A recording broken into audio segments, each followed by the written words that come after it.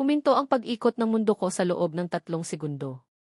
Dito, sa gitna ng mansyon ng Tita Elena ko, sa gitna ng daan-daang bisitang nagkikinangan sa alahas at barong, lahat ng ingay ay naglaho. Ang nakikita ko lang ay ang gobernador ng aming probinsya, ang panauhing pandangal na nilalagpasan ang tita kong nakanganga at naglalakad papalapit dire-diretso sa akin. Narinig ko pa ang pagmamayabang ni tita kanina lang. Ang caterer ko? Ay, naku. Eksklusibo. Mula pa sa Maynila. Pinili para sa mga piling-pili lang. Ang bawat salita ay isang patama sa akin, isang paalala ng kung gaano kababa ang tingin niya sa aking munting negosyo. Pero ngayon, habang nakatayo ang gobernador sa harap ko, nakangiti ng malapad, alam kong maisasabog. At hindi ako ang mapapahiya. Ana! Kanina pa kita hinahanap. Boses niya, umalingaw sa biglang katahimikan. Diyos ko, hindi pa rin makamove on ang buong Kapitolyo sa Paella Valenciana mo noong Martes. You are culinary genius. Nakita ko ang pagguho ng mundo sa mukha ng tita ko. Ang kanyang perpektong gabi, ang kanyang pagpapakitang gilas, ay biglang naging abo. At ang apoy na sumunog dito ay ako. Ang pamangkin niyang pinagtawanan niya. Ito na iyon. Ang simula ng pinakamatamis na ganti.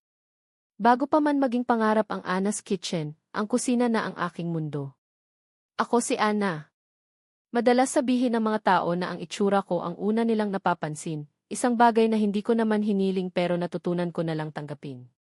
Pero kung mayroon akong tunay na ipinagmamalaki, iyon ay ang mga kamay kong nagmana ng talento mula sa aking Lola Feli. Naaalala ko pa, ang amoy ng ginigisang bawang at sibuyas ang nagsisilbi kong alarm clock tuwing umaga. Ang maliit na kusina ni Lola ang aking palaruan. Hawak-hawak ko ang kanyang lumang, makapal na recipe book na may mga mansa ng mantika at sulat kamay na mga sikreto habang siya'y nagluluto. Sabi niya, Ana, ang pagluluto ay pag-ibig na nakakain. Ang mga salitang iyon ang naging Biblia ko. Kaya naman, pagkatapos kong subukan ang buhay opisina na halos ikamatay ko sa pagkabagot, tinapangan ko ang aking loob. Ginamit ko ang lahat ng aking ipon para itayo ang Ana's Kitchen, isang home-based catering business na nagsimula sa mismong kusina kung saan ako natuto. Sa umpisa, puro maliliit na handaan lang. Binyag ng kapitbahay, merienda para sa homeowners, meeting, packed lunch para sa isang opisina. Bawat order, gaano man kaliit, ay parang isang medalya para sa akin. Ibubuhos ko ang buong puso ko, sisiguraduhin na bawat kagat ay puno ng lasa at pagmamahal na itinuro sa akin ni Lola. Ang aking maliit na Facebook page ang naging bintana ko sa mundo. Bawat litrato ng aking crispy pata, ng aking makulay na garden salad, ng aking creamy leche flan, ay kuha mula sa puso. At unti-unti napansin ito ng mga tao. Ang isang order ay naging 5, ang 5 ay naging 10. Ang mga kliyente ay bumabalik at nagdadala pa ng mga bagong customer. Ito ang kaligayahan ko. Ang pagod sa maghapong pagtayo at pagluluto ay nawawala sa bawat mensahe ng pasasalamat mula sa isang nasayahang customer. Akala ko, sa simpleng mundo kong ito, ang pamilya ko ang magiging pinakamatibay kong sandigan. Pero sa bawat hardin, laging may isang damo na pilit sumisira sa ganda ng mga bulaklak. At ang damong iyon sa aming pamilya ay si Tita Elena. Si Tita Elena ang reyna ng aming angkan. Kapatid siya ni Mama na nakapangasawa ng mayaman at ngayon ay nabubuhay sa isang mundong hindi namin maabot. Ang tingin niya sa sarili niya ay pamantayan ng tagumpay, at ang lahat ng nasa ilalim niya ay mga proyektong kailangan niyang tulungan sa pamamagitan ng kanyang mga hindi hinihinging payo at mapanuyang komento. Ang unang beses na natikman ko ang kanyang kamandag ay sa isang family reunion. Buong pagmamalaki kong inilabas ang dala kong morcon na recipe pa ni Lola. Lahat ay pumuri sa sarap. Naisip ko, ito na ang pagkakataon para ibalita ang tungkol sa Ana's Kitchen. Actually po, simula ngayon, tumatanggap na po ako ng orders for catering, masaya kong sabi. Nagkaroon ng sandaling katahimikan bago humalakhak si Tita Elena. Isang tawang pilit at matinis. Catering? Iha, anong catering? Nagluto ka lang ng morcon, sabi niya, sabay punas sa gilid ng kanyang labi gamit ang isang table napkin. That's a cute hobby, Ana. Maganda yan para malibang ka. Sinubukan kong ipaliwanag. Seryoso po, tita. Negosyo ko po ito. Tinaasan niya ako ng kilay. Negosyo ba ang tawag dyan? Naku, anak. Baka malugi ka lang. Alam mo, dapat nag-focus ka na lang sa paghahanap ng mayamang mapapangasawa, tulad ko. Masigurado pa ang future mo. Para akong nasampal sa harap ng lahat. Ang mga pinsan ko ay yumuko. Si mama ay hinawakan ang kamay ko sa ilalim ng mesa. Gusto kong umiyak pero pinigilan ko. Mumiti lang ako ng pilit at sinabing, salamat po sa payo, tita. Pag-uwi ko ng gabing iyon, doon bumuhos ang luha ko. Hindi dahil sa tingin niyang malulugi ako, kundi dahil sa paraan niya ng pagwasak sa aking pangarap sa harap mismo ng aming pamilya. Ginawa niyang parang isang kahihiyan ang isang bagay na buong puso kong ipinagmamalaki. Noon ko naintindihan. Para kay Tita Elena, ang tagumpay ay isang kompetisyon. At sa laro niya, hindi siya papayag na may ibang manalo, lalo na kung ito ay ang pamangkin niyang sa tingin niya ay wala pa sa kalingkingan niya. Ang mga sumunod na buwan ay naging isang serya ng maliliit na torture mula kay Tita Elena. Ginawa niyang misyon ang ipamukha sa akin na ang Anna's Kitchen ay isang malaking biro. Kapag nag-post ako ng bagong achievement sa Facebook page ko, halimbawa, thank you, Mr. and Mrs. Santos, for trusting Anna's Kitchen for your 100 guest event, agad siyang magkokomento. Pero hindi pa puri. Magpo-post siya ng, wow. Congrats, iha. Next time, kidesay mo mag-invest sa mas magandang uniform para sa mga server mo, para magmukhang professional. Just a friendly advice. Minsan, nagkataon na may family dinner at may isa akong kliyente na tumawag para mag-follow up ng order. Narinig niya. Pagkababa ko ng telepono, sinabi niya sa lahat, "Hi, si Anna." Ang sipag. Pero iha, wag mong ubusin ang oras mo dyan.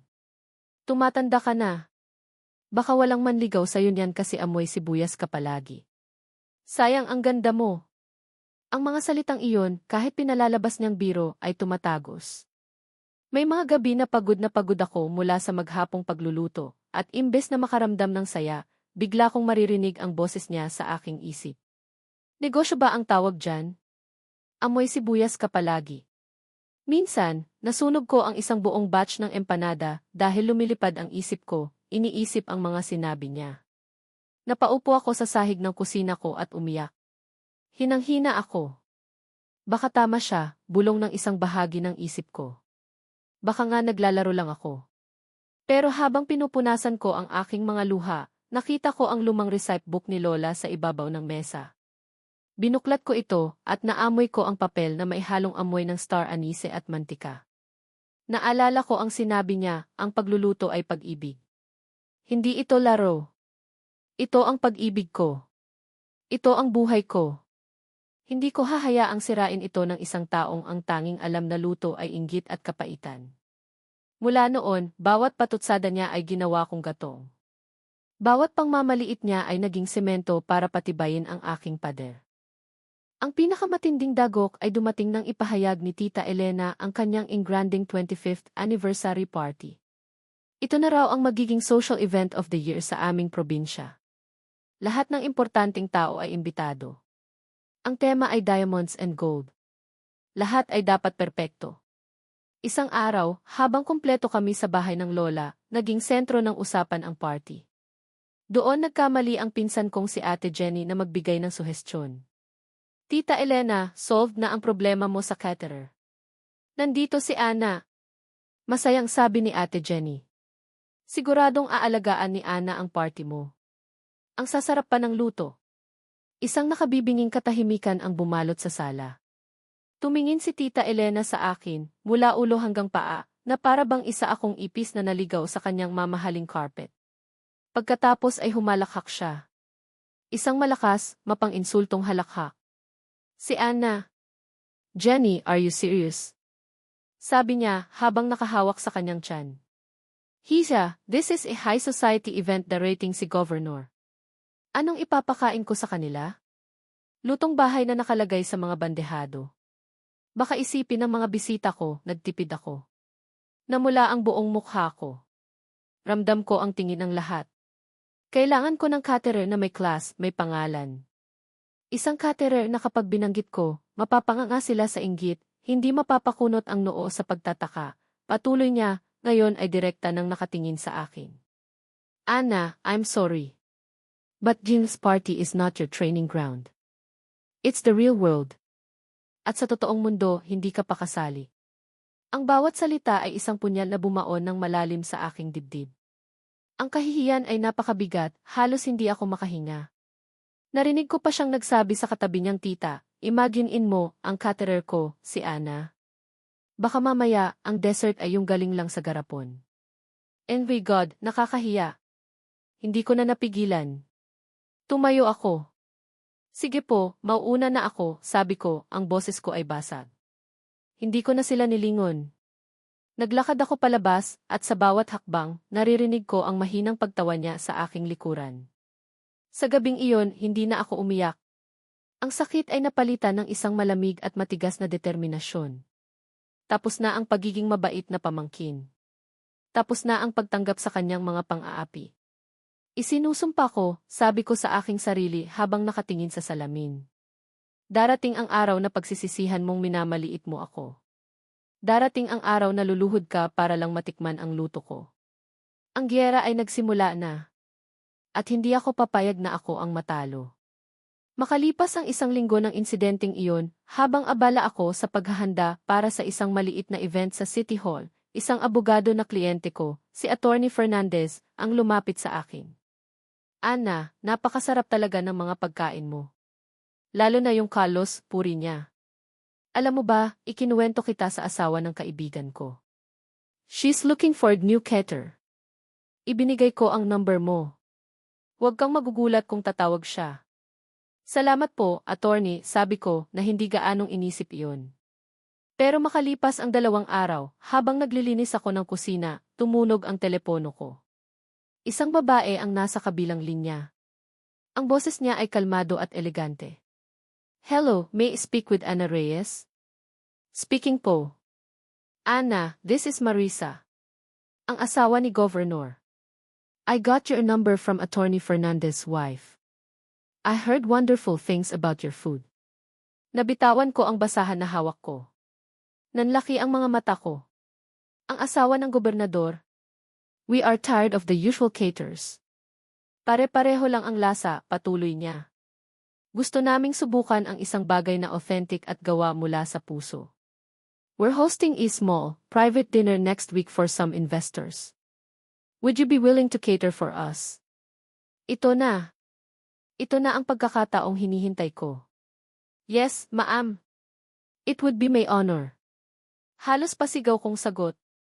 Ang gabing iyon, nagluto ako na parang nakasalalay dito ang buhay ko. Inilabas ko ang lahat ng sikreto ni Lola. Ang resulta, isang perpektong hapunan. Ang gobernador at ang kanyang mga bisita ay hindi mapigilan sa papuri. Pagkatapos ng gabing iyon, tinawagan ako ulit ni Mrs. Marisa. Inalok niya ako ng isang exclusive contract. Sila na ang magiging regular na kliyente ko para sa lahat ng kanilang opisyal at personal na pagtitipon. Ang tanging hiling niya ay panatilihin itong sikreto. Ayaw nila ng publisidad. Let's just say, sabi niya nang nakangiti, you will be our little secret weapon. Isang sikretong sandata. Perpekto. Habang si Tita Elena ay abala sa pagyayabang tungkol sa kanyang exclusive na caterer na mula sa Maynila, ako naman ay tahimik na nagluluto para sa pinakamaimpluwensyang tao sa buong probinsya. Bawat linggo, naghahatid ako ng pagkain sa Kapitolyo, sa bahay ng gobernador. Naging pamilyar na ako sa kanyang mga paboritong pagkain. Naging kaibigan ko ang kanyang mga staff. At sa bawat event, sa bawat papuri, lalong lumalakas ang aking loob. Alam kong malapit na ang party ni Tita. At alam kong darating ang gobernador. Ang entablado ay nakahanda na. Ang kailangan ko lang gawin ay maghintay para sa tamang oras ng pag-angat ng kurtina. Dumating ang gabi ng party. Pumasok ako sa mansyon ni Tita Elena na suot ang isang simpleng itim na bestida, pero may bigat at kumpiyansa sa bawat hakbang ko. Agad akong sinalubong ng mapanuring tingin ni Tita. Anna! Dumating ka pala, sabi niya, halatang nagulat. Sige, kuha ka ng pagkain. This, my dear, is what you call haute cuisine. Baka may matutunan ka. Itinuro niya ang buffet na puno ng mga pagkaing may mga pangalang mahirap bigkasin. Umiti lang ako. The place looks amazing, tita. Congratulations po. Pumunta ako sa isang sulok at kumuha ng isang basong tubig. Pinanood ko siya.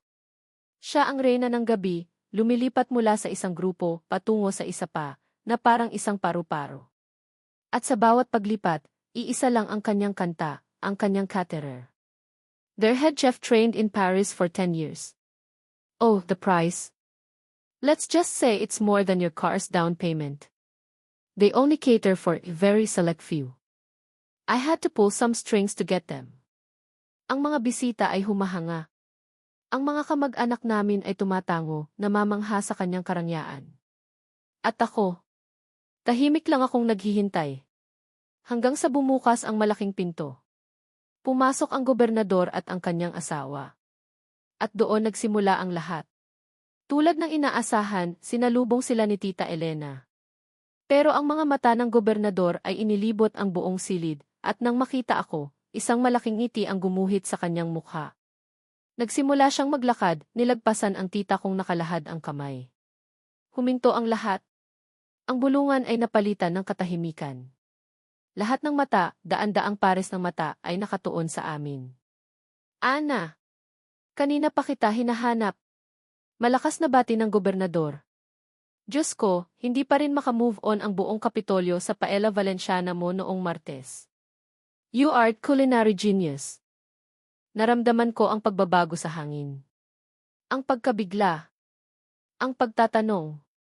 Nakita ko ang mukha ni Tita Elena, ang pagkalito, na naging pagtataka, at nauwi sa purong, hindi maipintang gulat. Go, Governor, you know my niece. Nanginginig niyang tanong. Tumawa ang gobernador. Know her. Elena, this young lady is our official caterer. Our little secret weapon. Siya ang dahilan kung bakit laging masaya ang mga meeting namin sa Kapitolyo. Bumaling ang asawa ng gobernador kay Tita Elena. Elena, you are so lucky to have her in your family. She is the best in the province. Hands down. Parang bombang sumabog ang mga salitang iyon. Ang mga bisita ay nagsimulang magbulungan, mas malakas na ngayon. Teka, hindi ba't sabi ni Elena taga Maynila ang caterer niya? Siya pala yung caterer ng gobernador? Wow! Elena, sigaw ng isang ginang na kaibigan niya. Sino nga ulit yung caterer mo? Parang mas gusto kong tikman yung luto ng caterer ni Gov. At nagsimula ang kaguluhan. Ang mga tao ay lumapit sa akin, hindi na pinapansin si Tita Elena. Isang negosyante ang humihingi ng card ko. Ang asawa ng mayor ay nagpapabook para sa fiesta. Si Ate Jenny ay niyakap ako, bumubulong ng, I'm so proud of you. Naiwan si Tita Elena sa gitna, nakatayo, mag-isa. Ang kanyang engranding party, ang kanyang entablado, ay ninakaw mula sa kanya. Ang kanyang mamahaling caterer ay nalimutan. Ang kanyang pagmamayabang ay naging isang malaking kahihiyan. Nagtama ang aming mga mata sa gitna ng karamihan. Nakita ko ang galit, ang inggit, at higit sa lahat, ang pagkatalo. Umiti ako sa kanya. Isang ngiting hindi mapanlait, kundi isang ngiting nagsasabing, ako ang nanalo. Ang gabi ng anniversary party ni Tita Elena ay naging alamat sa aming pamilya at sa aming bayan. Tinawag itong the night of the grand reveal. Kinabukasan, ang Anna's Kitchen ay naging instant celebrity. Ang waiting list ko para sa mga event ay umabot na sa 6 na buwan. Kinailangan kong umalis sa kusina sa bahay at lumipat sa isang malaking komisari. Naghara ako ng sarili kong team. Ang dating luto-lutuan ko ay isa ng ganap na korporasyon na may mga kliyenteng hindi ko pinangarap na makuha. Si Tita Elena ay naglaho sa social scene. Sabi ng pinsan ko, 1 buwan daw siyang hindi lumabas ng bahay dahil sa kahihiyan. Ang kanyang mga high society friends ay naging kliyente ko, at sa tuwing magkikita kami, palagi nilang ikinukwento kung paano sila na-scam sa lasa ng pagkain sa party niya. Pagkalipas ng ilang buwan, nagpadala siya ng mensahe. Isang mahabang text ng paghingi ng tawad na sinundan ng isang tanong, baka kailangan mo ng investor o business partner. Hindi na ako nag-reply. Ang kapatawaran ay isang bagay na ibinibigay, pero ang tiwala ay isang bagay na pinaghihirapan. At matagal na niyang sinira iyon. Minsan, kapag mag-isa ako sa bago kong opisina, tinitingnan ko ang picture ni Lola Feliz sa aking mesa. Naisip ko, siguro ay nakangiti siya mula sa langit. Ang pangarap na sinimulan niya, ang pag-ibig sa pagluluto na itinuro niya sa akin, ay hindi lang nagbigay sa akin ng kabuhayan. Binigyan ako nito ng lakas para harapin ang mga taong gustong magpabagsak sa akin. Napatunayan ko, hindi lang sa tita ko, kundi sa buong mundo, at higit sa lahat, sa aking sarili, na ang aking halaga ay hindi nasusukat sa opinyon ng iba. Ang tunay na tagumpay ay hindi ang pagganti. Ito ay ang pag-angat mo sa sarili mong paraan, gamit ang sarili mong talento, hanggang sa marating mo ang isang lugar na napakataas, kung saan ang mga salita ng mga namamaliit sa'yo ay hindi mo na marinig dahil ang mga ito ay naging mahinang bulong na lang.